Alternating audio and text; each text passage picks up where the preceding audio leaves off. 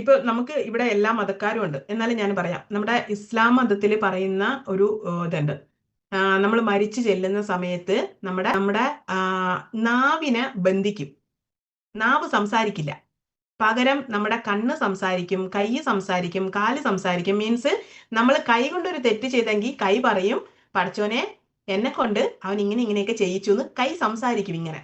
അതേപോലെ കാല് കൊണ്ട് ഒരു തെറ്റ് ചെയ്ത്, മീൻസ് ഒരു സ്ഥലത്തോട്ട് നമ്മൾ തെറ്റിലോട്ട് പോയെങ്കിൽ കാല് പറയും എന്നെ അവൻ ഇങ്ങനെ കൊണ്ടുപോയി.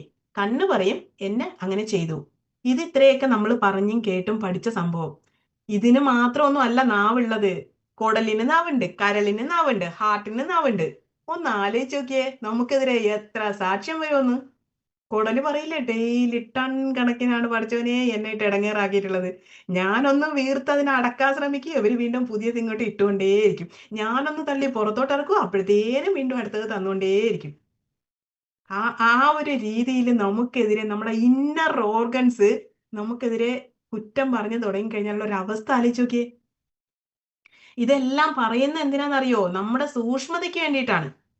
പക്ഷെ നമ്മൾ അതിൽ കണ്ണ് ചീത്ത കാര്യങ്ങൾ കാണാൻ പാടില്ല, ചീത്ത കാര്യങ്ങൾ ചെയ്യാൻ പാടില്ല, കക്കാൻ പാടില്ല, ഒരു തെറ്റിലോട്ട് പോകാൻ പാടില്ല. നമ്മുടെ കാര്യങ്ങളെല്ലാം നമ്മൾ സെറ്റ് ആക്കി എന്നുള്ള ധാരണയിലാണ് നമ്മൾ ഇരിക്കുന്നത്.